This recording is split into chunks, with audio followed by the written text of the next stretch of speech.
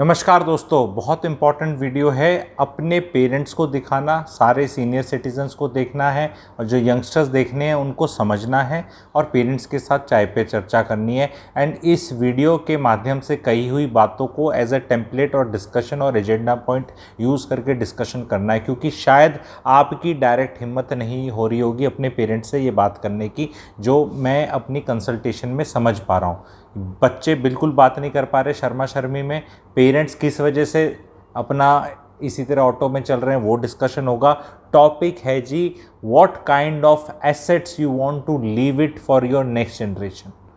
तो this is for the older generation कि भाई अपनी अगली जनरेशन को क्या एसेट्स देना चाहते हो, ये सोचा है आपने? या सिर्फ सोचा भी हमारे बाद ये सब तुम्हारा है? ये सब तुम्हारा है तो ये सब की क्वालिटी को एनालाइज किया है और क्यों नहीं किया है, उस पे चर्चा है। बहुत है ना मज़ेदार टॉपिक। इस तरह के टॉपिक मैं लेके आता हूँ यूट्यूब पे। आपको मिलते हैं कहीं तो बताना कि हाँ जी वहाँ भी मिलते हैं। मेरे हिसाब से कहीं नहीं मिलते, क्योंकि ये बिल्कुल ओरिजिनल थॉट प्रोसेस है पेड कंसल्टेशन का जो मैं लेकर आ रहा हूँ आप लोगों के लिए। प्रॉब्लम को पहले समझें। प्रॉब्लम है क्या? प्रॉब्लम ये है कि older generation is sitting on older assets. हो सकता है वो वाले एसेट्स उनने भी इनहेरिट करे हों या उनने कभी 30, 40, 50 साल पहले बनाए हों और उनकी जो स्टोरी है वो प्ले आउट हो चुकी है, पर वो अब जनरेशन उन एसेट्स को रीस्ट्रक्चर इज़ द वर्ड करने को तैयार नहीं है। उसके कारण क्या क्या है वो बताता हूँ और सलूशन भी बताऊँगा। तो मैं प्रॉब्लम भी बताऊंगा और प्रॉब्लम का कारण भी बताऊंगा और सलूशन भी बताऊंगा। आपको पका पकाया टेम्पलेट डिस्कस करना है। फैमिली बॉन्डिंग को बढ़ाने का काम है, ताकि पेरेंट्स भी इरिटेट ना हो, बच्चों को भी हिम्मत मिल जाए मेरे कंधे से रख के। आई नॉट से बंदूक चलाना, correct word is not a very great word, की कोई बंदूक नहीं चला रहे आप अपने ओल्डर जनरेशन को, बट समझाने के लिए कि भाई ये एक बात हुई है, कैसी चर्चा है। एंड ऐसे वीडियोस को प्लीज़ लाइक करें और कमेंट करें, तभी ऊर्जा मिलती है। कि जित व्यूज़ पे मुझे कोई लेना देना नहीं है। व्यूज़ मैं गूगल एड्स देता नहीं, ना मैं किसी को बताता, आप ही मेरा मार्केटिंग बजट है। पर भाई जितने सुन रहे हो, देख रहे हो, आपको कैसा लग रहा है बताओ, ठीक है? तो पेरेंट्स ने कुछ इनहेरिट किया अपना, या उनने कुछ अपना बनाया।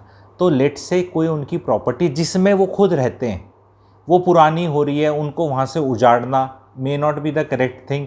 मे बी उनको अच्छा ना लगे, हालांकि वो भी सोचा जा सकता है अगर प्रैग्मेटिक पेरेंट्स हो।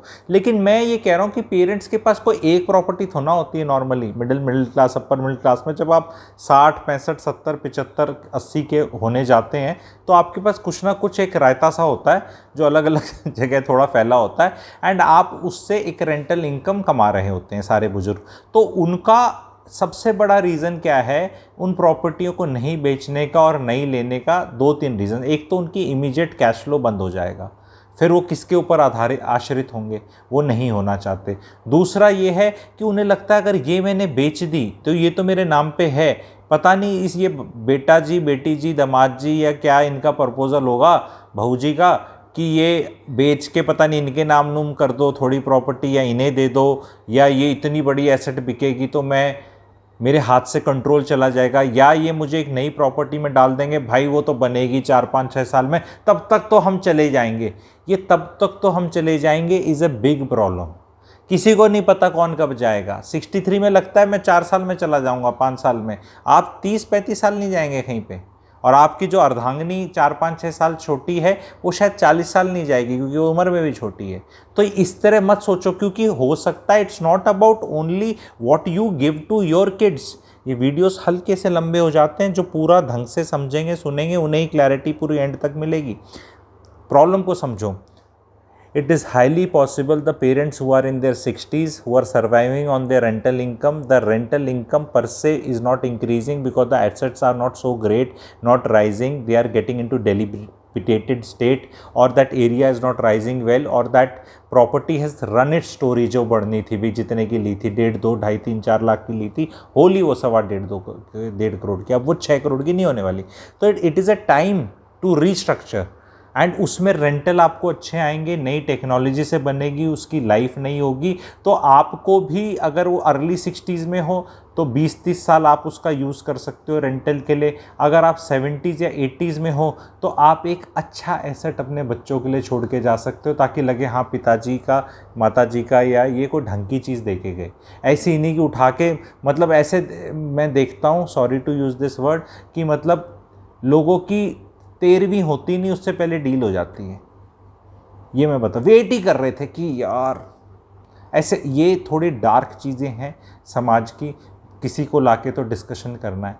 और कई लोग तो ऐसे एसेट्स पे बैठे रहते हैं, उनके बच्चे फॉरेन कंट्री चले जाते हैं, वो पलट के आते भी नहीं, वहीं से पावर ऑफ अटॉर्नी और फ़ोन कॉल पे बेच देते हैं। तो मैं कि आपने उम्र भर अपने पैसे जोड़े, किच किच किच करके पैसे बचाए, जैसे मिडिल क्लास का स्ट्रगल होता है, गाड़ी नहीं खरीदी अच्छी, कपड़े कम खरीदे, घूमने कम गए, खाने पीने पे किया, पार्टी पुट्टी नहीं करी, विच इज़ ओके। एसेट्स इतनी आसानी से नहीं बनते और ऐसे ही बनने चाहिए, बनाने चाहिए। मैं बिल्कुल नहीं कह रहा कि ये सब उड़ा दो, बिल्कुल सही बनाए, पर भाई उनको उतनी इज्जत तो दो। अपने सामने मतलब एक और नया पेड़ तो लगाओ। अगर एक पेड़ ऐसा हो गया कि अब उसमें फ्रूट नहीं आ रहे, तो अब वो आप फ्रूटलेस ट्री क्यों दे के देना चाहते हो?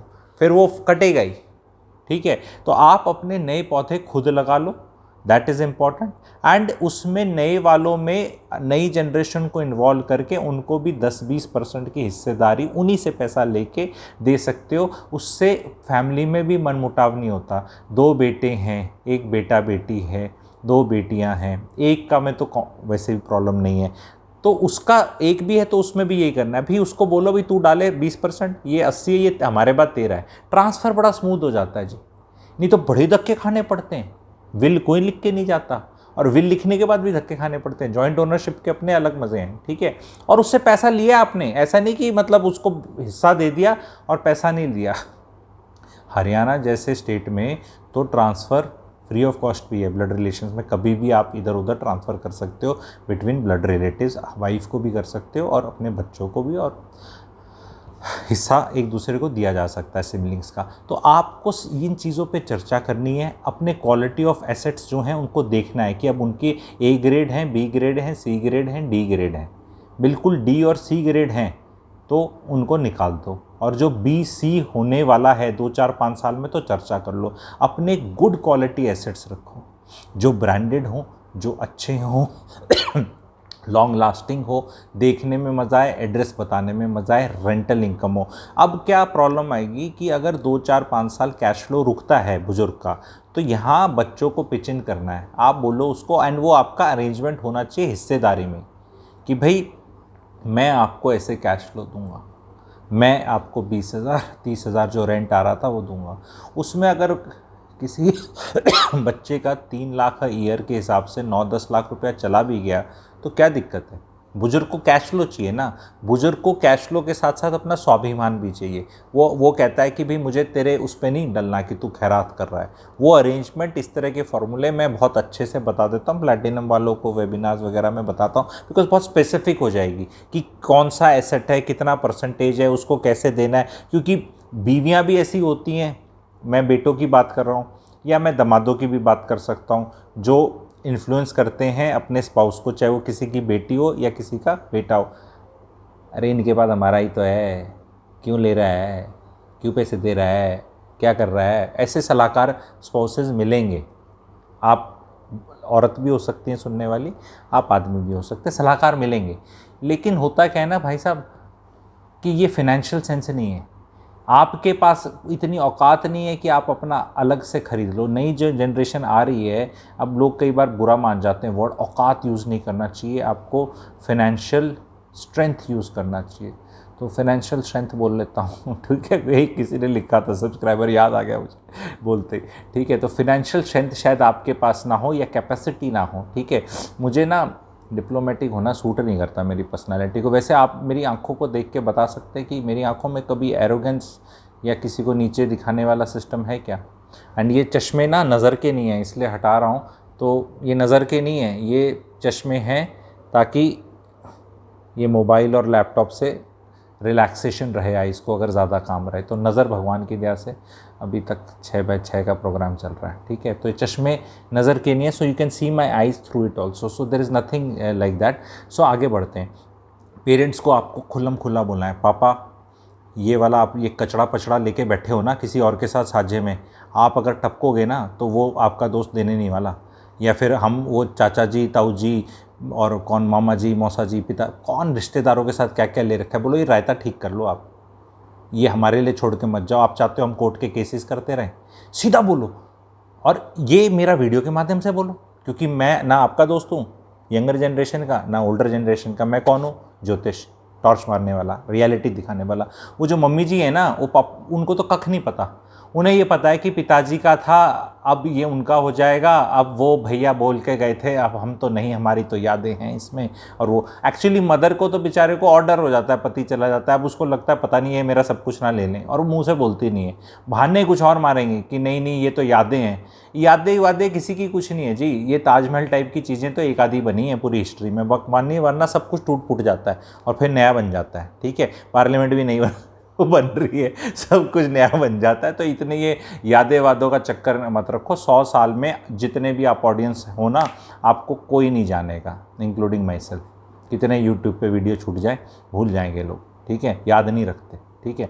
एंड बहुत ही कुछ ग्रेट काम करना पड़ता है जो 0.00001% करते हैं, और उनको भी सबको सब टाइम याद नहीं करते, कभी उनका कुछ रिलेटेड होता है तो याद किया जाता है। तो ये नाम और याद और इनके चक्करों में मत डालो। बहुत स्ट्रगल कर रही है नेक्स्ट जनरेशन पैसा कमाने में।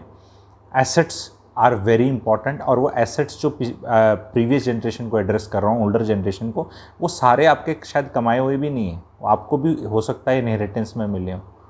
तो ऐसा नहीं है कि आप ही बस उस पर बैठ जाएंगे काल सर्वदोष कुंडली का मार के, जैसे बोलते हैं कि भैया मैं तो हमारे बाद ये हमारे बाद ज़्यादा नहीं करना चाहिए बच्चों का, नहीं तो फिर वो वेट करने लग जाते हैं, ठीक है। ऐसे नहीं बोलना है, कभी नहीं बोलना हमारे बाद, ठीक है। आपको बोलना है हाँ भाई क्या प्लान है, शो मी द प्लान, ठीक है। What is your plan, is it full proof, show me, pitch करो मुझे, मैं businessman type approach, venture capitalist, क्या प्लान है, बेचेगा क्या करेगा, इज़ इट फ्रूटफुल। तो वो चीज़ पे कंसंट्रेट करो, बेचो मत।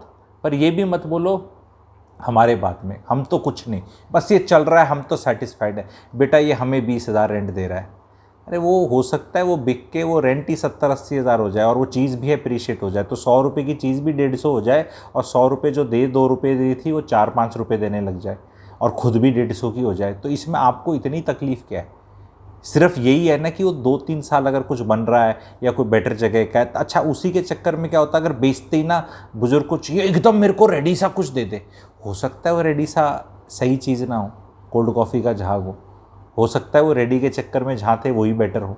तो थोड़ा सा ट्रिकी है, थोड़ा सा एकदम सबकी ब्लाइंडली कंसल्टेशन नहीं करी जा सकती, लेकिन मोटा मोटा ये था। आई होप आप लोग इसको प्रैग्मेटिकली लेंगे। एटलीस्ट मैं ये नहीं कह रहा जो मैंने सलूशन दिए हैं या बात करने का मेरा तरीका एग्जैक्टली वही पकड़ो, मैं ये कह रहा हूँ कि इस चीज़ की चर्चा तो करो भाई साहब, ये टेम्पलेट तो लो, शर्माओ तो मत।